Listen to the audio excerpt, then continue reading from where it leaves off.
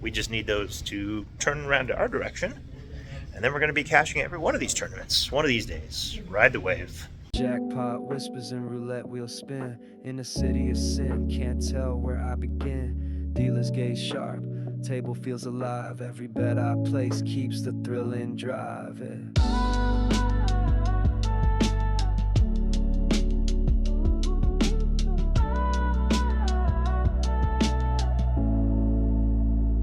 I'm torching with TJ, stacking my dreams.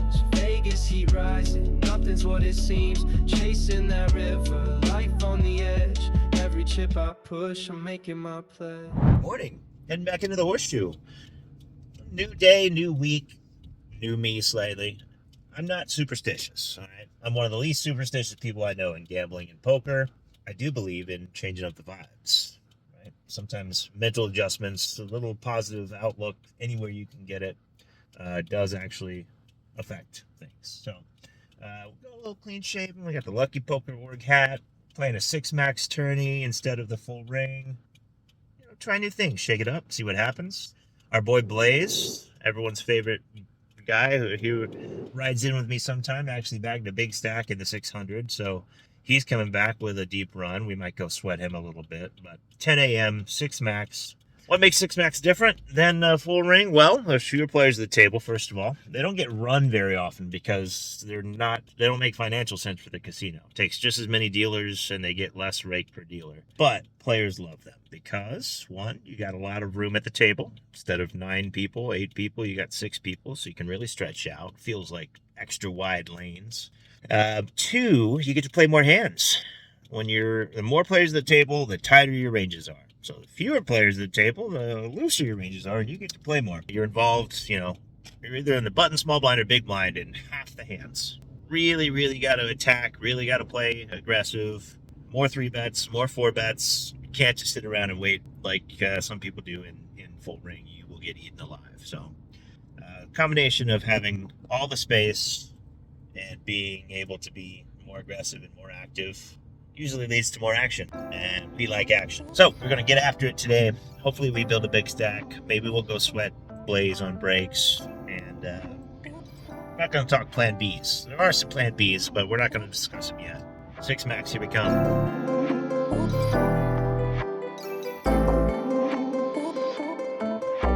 On break of our event, and look who's still running deep in this thing. How's the stack? 200 left. Haven't played a hand all day. First hour. So Okay, so 20 bigs. Still a hair over chip average. If anybody knows what to do with 20 bigs, it's this guy. Well, there's a 20 big joke in there somewhere. Good luck. We're on break of the 6 max, and it's gone very well so far. We have started with 25K, and now we have 62K.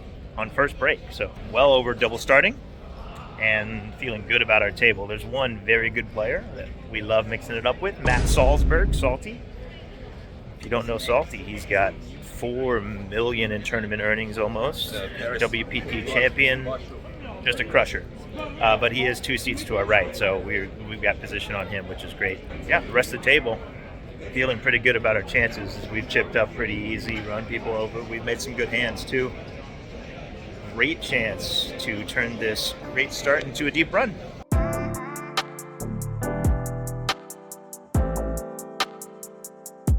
On break of the 6 max, second break of the day, we were coasting. We were up to 70K, and then the last few hands of the last level right before break, we lost. And one was a big one. Big one, middle position, opened to 1500 at the 600 big blind level, and we called next to act. The blinds also both called. We have 5-4 diamonds, and we have everybody at the table covered. Flop comes ace of hearts, 7 of diamonds, 6 of diamonds. We flop an open-ended straight flush draw. Checks to the opener, who continues for 2K. Think about raising. I decided just to call here. Raise doesn't make a ton of sense. In 4 ways, we're just going to take our equity. Blinds get out of the way. So we're heads up and in position with a straight flush draw. And the turn comes a 5 of clubs. So now we have a pair. And, he bet into 3 people. So still got to respect his range. But he goes ahead and fires 4K on the turn. Obviously, we're not going anywhere. Still have the same straight draw, still have the same flush draw. Now we have a pair to go with it, just in case. And we can drill like hidden, like another 5 would be fantastic. A 4 usually gives us the best hand too. The river comes the ace of diamonds. Obviously we make our flush. It's not our favorite flush. It does reduce the pair flush draws that he had though, which is nice. Of course we lose to hands like ace 7, ace 6, ace 5, and he fires 12K. I made my flush, but I don't like it because he should be afraid of the flush if he doesn't have one. I think for a while I decide to go ahead and put in the call, and he has king 8 of diamonds, better flush draw. This is why 3-betting or folding with hands like this is oftentimes good. Sometimes you just run into a bigger flush and you lose a big pot. But 6 max, wide ranges, I don't know. Maybe we can fold the river once that particular diamond comes in. But we didn't, and we lost a big one, and now we're down all the way to 40K. Still average stack. Average stack. Registration still open very early. A lot of work to do, but we still like our table. Salty's still there too. We just busted out of the 6 max. Couple hands to share that led to our demise. First one was rough. We were playing 36K stack on 800 big blind, so we have just over 40 bigs, 45 bigs, and we opened king queen off from early position. The player on our direct left calls, and then the small blind shoves 17,000, 18,000, just over 20 bigs, and then I go ahead and rejam with king queen off. Want the player to my left to fold because he has me covered, and he does fold. Flip over my king queen off, and the small blind has 6-5 of spades. 6-5 of spades. Board runs out. Not 1, not 2, not 3, not 4, 5 spades on the board. So he flops me pretty much dead. And then, yeah, I'm left with a short stack. Rachel, one of the best photogs in the game. She knows the pain. She sees what's happening. And then short stack. Next hand I played with Matt Salzberg, where I doubled. So we're right back in this thing. Ace king versus king queen. And then shortly after that, the cutoff opens. The small blind calls, and then I defend in the big blind with queen 5 of diamonds. Off of, we got about 25 bigs at this point, playing the 1K big blind. Flop comes 8-7-6 with 2 clubs. Small blind checks. I check my open ender, and the cutoff checks behind. He knows that you're supposed to be checking back a lot of overpairs. So just because he checks doesn't mean he doesn't have a good hand. And the turn comes an offsuit queen, which is pretty good for us. We obviously make top pair. Can beat all the like 10s and jacks from the cutoff. And the small blind, though, is the one who leads to 3.5K. I think about it, I just call. Not a lot of reason to raise here with 2 opponents, and the small blind can have a lot of this board too. We've got top pair, we've got the open ender, but now the original oper goes ahead and jams, which is unfortunate. Worried he has aces or kings, or could have just flopped a straight with a redraw or something like that. The small blind thinks for a while and gets out of the way. I decide to go ahead and put in my last 20 bigs with top pair and open ender. Doesn't really look like I should have too many queens in this spot, and even if I am beat, I have an open ender. He has queen queen. Turns the case queen. That gets me to put all my chips in, and unfortunately we miss on the 3 river. So we're out. That does it. 3 hands. The 6-5 of spades really hurts. If we can just win that hand, then we've got piles again. It keeps coming down to these stupid either flips or 60-40s or 70-30s or going the other direction right now. What are you going to do? We just need those to turn around to our direction, and then we're going to be cashing every one of these tournaments one of these days. Ride the wave. A lot of you wanted me to play craps, or several of you asked for it. It's kind of tough to film craps in a casino. They don't really want you to, and it doesn't film very well anyway. So we're going to play bubble craps. It's an electronic version, no dealer. You don't get to hold the dice, you don't get to throw them, and the dice are locked up in a bubble. All the best parts about craps, take them away, and this is what you're left with. But it is the game, so we're going to do it because you asked for it. How do you play craps? Way too much to explain everything, but basically you're betting. You can bet almost anything you want on the outcome of the dice. One player acts as the shooter who's throwing the dice, but everybody can bet at the same time whether you're throwing the dice or not. The basic premise is the shooter throws the dice once. in an attempt to set the point. If he rolls a 7 or 11 on that first throw, the shooter and anybody who bet the pass line wins. If you roll any other number, depending on if you're playing crapless or not crapless, then you set the points. So let's say the shooter rolls a 5. The point is set at 5, and that's what the shooter is trying to hit. So now if you bet pass after the point has been set, then the shooter rolls another 5, the shooter, and anyone who bet on pass wins again. However, after the point is set, if you roll a 7, then you are out and all your bets disappear. So also, word to the wise and a faux pas at gambling. Never say the word 7 when you're standing around a craps table. It is a sure way to get a lot of people very angry at you. For some reason, it makes them mad when you say the number that you're not supposed to roll, the superstitions. In fact, it's interesting because you don't typically say the word 11 either, just because it kind of sounds like 7. Instead, you say yo. So if you want to say 11, you say yo instead, just so nobody even thinks you said the word 7. Don't ask me why.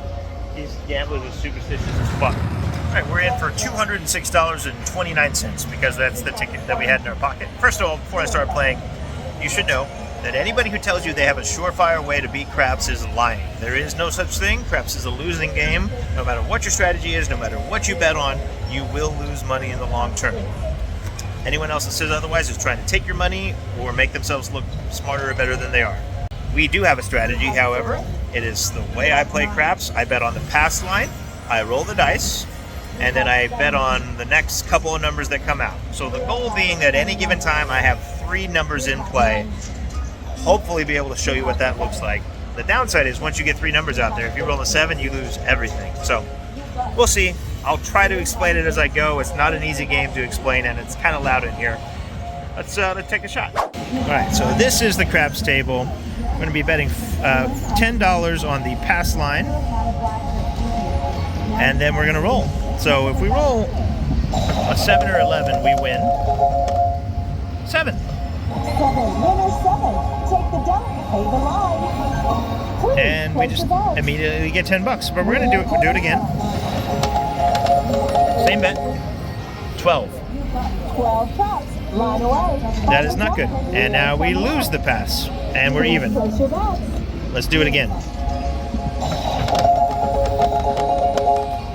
A 4. So now the point is set, The 4, down behind, single the field. and we're going to take odds. So we're going to back up our bet Place your bets. and bet more money. We bet $10 on the pass. We set the point. Now we're going to bet. Oh no, where'd my odds go? What the fuck? Okay, never Follow mind. the line, no field, don't come, go to the pond. Well, we didn't get to bet odds on there. Now we're going to bet 10 on the come, which is the next roll. God, this is so hard to explain. How about some hot? So we want a 4 or a 5.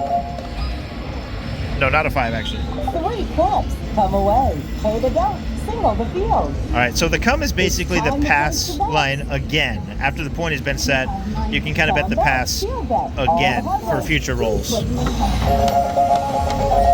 Right now, just a 4 wins, a 5. Down behind. Now we do want odds. We're betting another $20 behind that $10 and putting another come bet out there. And then we lose it all. Get paid on the come. Hold dice. Place your bets. All right, so we're down a little bit. We're coming out. Props, go. Pass line.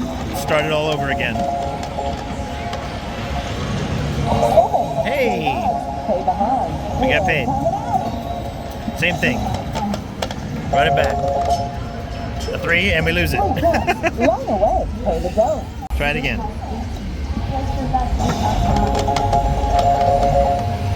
8. Okay, our point has been set. We're taking odds.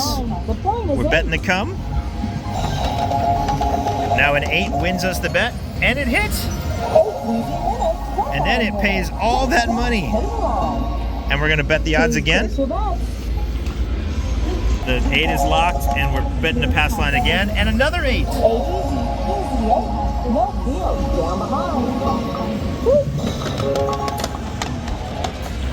It goes so fast. A 5. Down behind, no field. out. Don't come. Go to the 5. It's time to place your bet. All right, so our 8 is locked in. We're betting another come, and a 7 hits. 7 out 7. Line away. Warm deer. So we won the come, but we lost the pass, It's time and to we're place your bet. almost even. Let's do it again. 5. Point has been set. We won odds, bet the come, so we got $20 behind in betting the come. A 3. We lose the come. Do it again. A 4, another point. We're going to bet odds there and another come. So a 4 or a 5 wins us the bet. And a 7 out. So we win the come, but we lose everything else. Oh no, remove bet. Clear. That was a rough one, down to 120. Do it again. 9. 9. Point set. Bet it. Bet the come. Roll another 9. 6. Point set. Bet the come. Now we want a 6 or a 9. 10. Another point. And now we've got 3 bets out there. Now we're just going to roll with these 3 numbers. 6, 9, or 10. 9. Now we're talking. It's time to place your bet. We still got those 2 numbers out there, but they're locked and not playing. So we're just going to get it started again. No good. 3 caps, ace, deuce.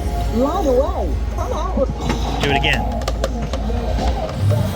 5. Point set. 5 and ride. No field. We got a 5, a 6, and a 10. 5.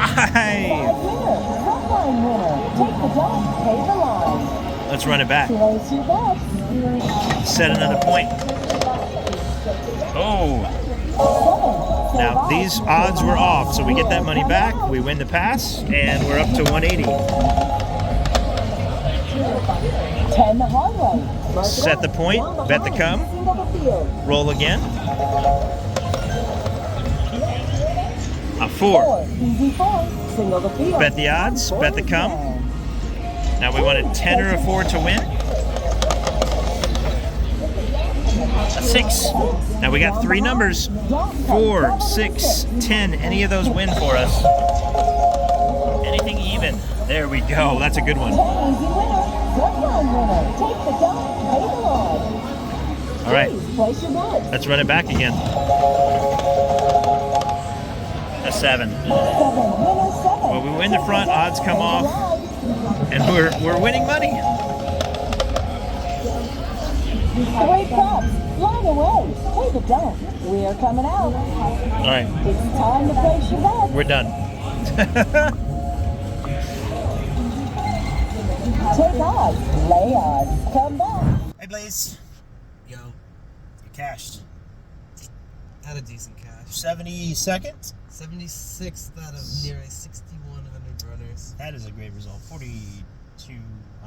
$4,200 a 7X. I could smell it. It was right here. I could smell it. It smelled like olives and broken dreams. Let's get back. Let's get back there. We're on the way home. Both of us done with the poker for the day. Costco trip. Final thought. Variance is a bitch in tournament poker. Last year, I came and had a fantastic summer, and I cashed 40% of the events that I played. And Blaise cashed 0 of his events. 21 bullets. I didn't really fire that much, but still 21 bullets. But guess what? It's not nothing. If you just look at those numbers, it might sound like I played better. That's not the case at all necessarily, right? It means nothing. That is not nearly enough volume to get any sort of indication of how well you play. And here we are a weekend. I think I'm 0 for 7 in my live bullets, and Blaise just cashed 3 tournaments in the last 48 hours. So the scripts are flipped thus far one weekend. But if you use caches to feel good about your game, then you're destined for failure, because you will just be so demoralized when you go 0 for 20, and then you'll think that you're not good at poker, and that you'll play even worse.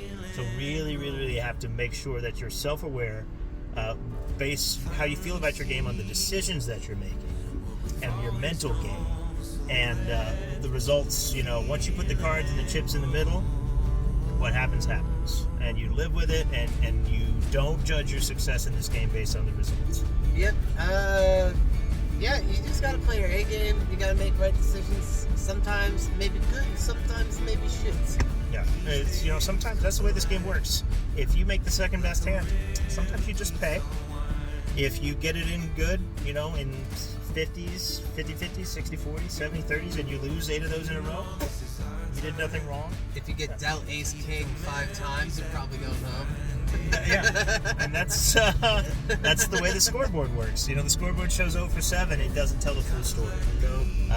So we're going to keep at it. We're going to hope that the scoreboard flips in our favor more. We're 1 week in, 6 weeks to go. So. I thought we were going to root for both of this.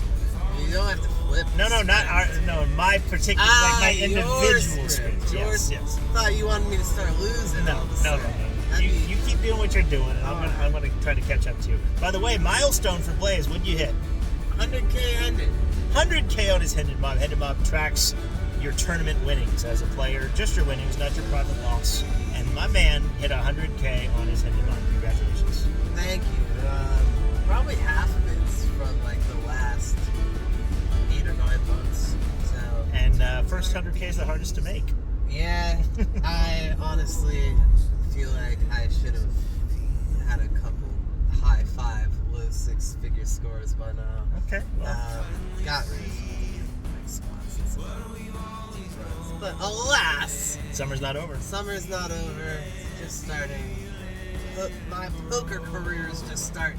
Hey, you want to play some 4 cards tomorrow? I'm doing 4 cards, 600 or 2K, all the pros. Well, I'm playing the PLO. $600 PLO tomorrow. Yeah, that does sound good. All right. On that note, like and subscribe. Not for that, but for the rest of the stuff.